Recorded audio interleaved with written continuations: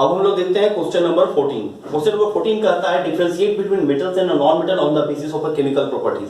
Chemical properties के आधार पर बताइए मेटल और नॉन मेटल में क्या डिफरेंस होता है। चलिए दो कॉलम बना लिया जाए।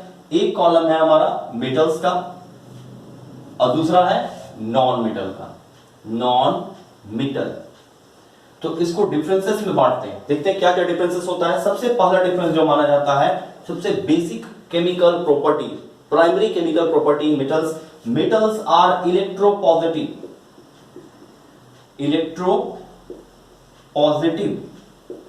whereas non metals are electronegative. क्या होता है मतलब इसको भी समझ लिया जाए। Non metals are electronegative. Okay चलिए देखते हैं।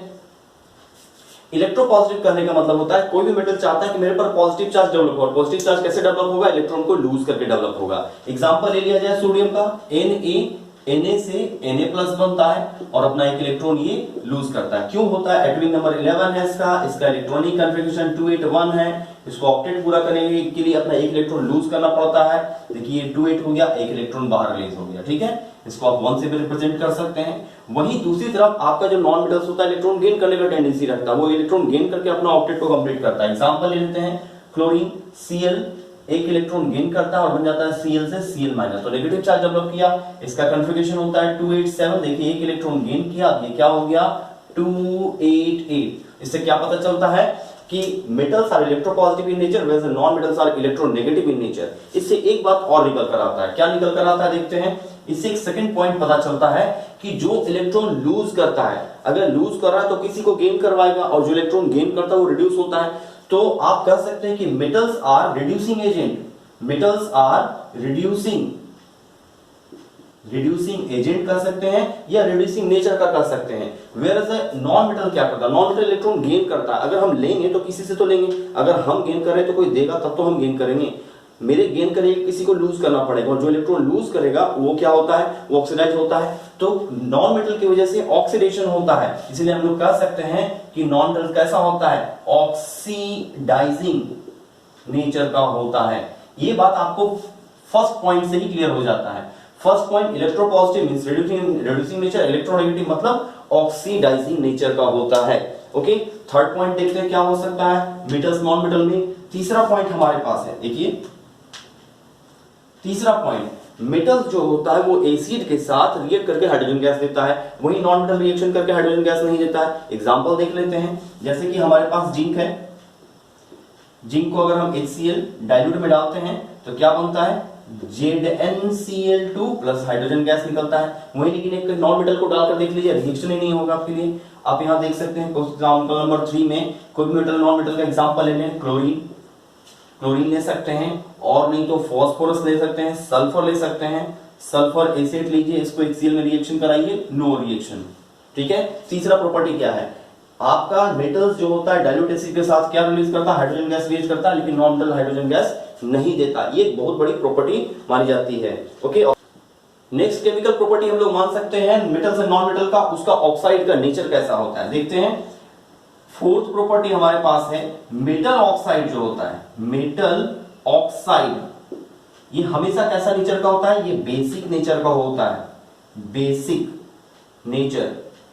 ओके, वहीं दूसरी तरफ जो हमारे पास नॉन मेटल का ऑक्साइड होता है वो हमेशा एसिडिक नेचर का होता है। नॉन मेटल ऑक्साइड ये कैसा होता है, ये एसिडिक नेचर का होता है, एसिडिक नेचर का होता है। ओके, ये हो गया आपका क्वेश्चन नंबर 14। ओके, अब हम लोग देखते हैं क्वेश्चन नंबर 15। क्वेश्चन नंबर 15 में कहा गया है कि कोई डोर टू डोर जो सामान बेचने आता है, उसी तरह का कोई गोल्ड स्मिथ बोलता है कि मैं गोल्ड स्मिथ हूं, सुनार हूं, आपके सोने का जो भी ज्वेलरी है उसको मैं चमका दूंगा, साफ कर दूंगा। कोई लेडीज उसको अपना बैंगल्स यानी कि चूड़ी देती है, उसको एक सॉल्यूशन में डुबाता है, और जैसे ही सॉल्यूशन में डुबाता है वो चमकदार हो जाता है, बिल्कुल चमकने लगता है। लेकिन बाद में थोड़ी देर बाद उस लेडीज को समझ में आता है कि इसका वजन हल्का हो गया, उसको ऐसा लगा जैसे कुछ सोना निकाल लिया गया है, उसका गोल्ड चोरी कर लिया गया। तो उसको समझ में आता है कि हुआ कैसे। तो इसी को आपको एक्सप्लेन करना है कि आखिर ऐसा कैसे हुआ, कि वो सॉल्यूशन क्या चीज था जिसमें डालने से गोल्ड का वेट घट गया। गोल्ड चमकदार तो हो गया लेकिन उसका वेट क्यों घट गया, ये आपको एज ए डिटेक्टिव बताना है। ओके, चलिए समझते हैं क्या हो सकता है। हम लोग क्या जानते हैं कि गोल्ड नॉन रिएक्टिव मेटल है, वो किसी भी लिक्विड से या किसी भी केमिकल से रिएक्ट करता ही नहीं है, लेकिन एक ऐसा चीज होता है जिससे वो रिएक्ट करता है, उसका नाम है एक्वा रिजिया यानी कि रॉयल वाटर। तो एक्वा रिजिया से गोल्ड रिएक्ट कर जाता है और गोल्ड उसमें डिसॉल्व हो जाता है। तो यहां क्या हुआ, यहां हम लोग देखेंगे कि जो वो बोल रहा था गोल्ड स्मिथ के रूप में कि मैं गोल्ड स्मिथ हूं, मैं सोना को चमका दूंगा, वो जिस सॉल्यूशन में गोल्ड को डिसॉल्व किया था वो सॉल्यूशन क्या था, वो सॉल्यूशन एक्वा रिजिया था, एक्वा रिजिया।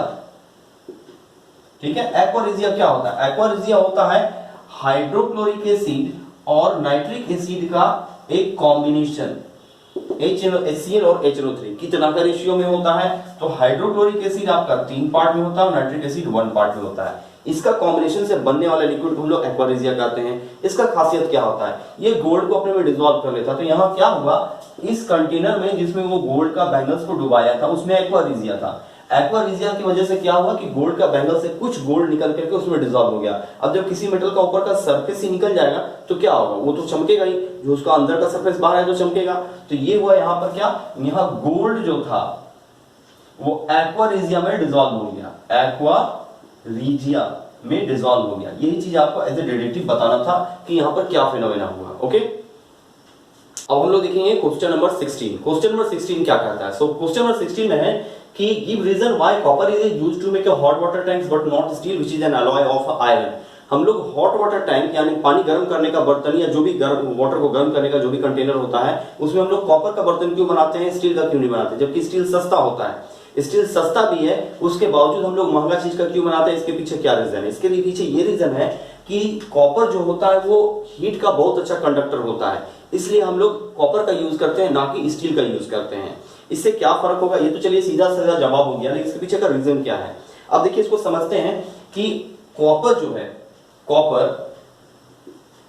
कॉपर बहुत अच्छा कंडक्टर होता है हीट का। अगर ऐसा है तो वो अगर आप बर्तन पे चढ़ाइए, आपको चढ़ाइएगा बर्तन को, तो हीट एब्जॉर्ब नहीं करेगा, खुद वेस्ट नहीं करेगा हीट को, जितना हीट आएगा पूरा ट्रांसफर करेगा वाटर में, अपने में हीट को वेस्टेज नहीं करेगा। और हीट को वेस्ट करने का मतलब क्या है, फ्यूल का बर्बादी करना। और हमारे लिए धरती पे सबसे बड़ा प्रॉब्लम फ्यूल का ही तो है, उससे पॉल्यूशन भी होता है और फ्यूल भी लिमिटेड मात्रा में है हमारे पास। ठीक है, कोयला भी है, पेट्रोलियम जो भी है लिमिटेड मात्रा में है। और बिजली भी आप जला रहे हैं तो बिजली तो कोयला से बन रहा है, फिर कोयला तो आपका लिमिटेड अमाउंट में है। तो हम लोग का जो पर्पस होता है कि फ्यूल को बचाना। अगर हम ऐसा मटेरियल यूज करें जो ज्यादा हीट कंज्यूम कर रहा है तो कहीं ना कहीं वो धीरे धीरे करके आपका फॉसिल फ्यूल को खत्म कर रहा है। तो हमारे लिए पर्पस मनी नहीं होगा, हमारे लिए पर्पस होगा हमारा एनवायरमेंट और हमारा रिसोर्सेस होता है। ठीक है, तो कॉपर चूंकि हीट का बहुत अच्छा कंडक्टर होता है, हीट ट्रांसफर करते वक्त अपने में हीट को वेस्ट नहीं कर रहा होता है, इसलिए हम लोग कॉपर का यूज करते हैं हीटिंग एलिमेंट्स बनाने में या heating water hot water tank बनाने में विद कंपैरिजन टू आयरन। क्योंकि आयरन बहुत सारा हीट को, आयरन से बना मटेरियल स्टील हीट को खा जाता है, वेस्ट कर देता है, जो हमारे लिए बहुत हार्मफुल है। आपका मंथली कॉस्ट भी बढ़ेगा फ्यूल का, और भी बहुत तरह का प्रॉब्लम्स होता है, पॉल्यूशन होता है, इसलिए हम लोग क्या करते हैं, कॉपर का यूज करते हैं, बल्कि स्टील का यूज नहीं करते हैं। ध्यान देते हैं कॉपर का क्या खासियत है, copper is a good conductor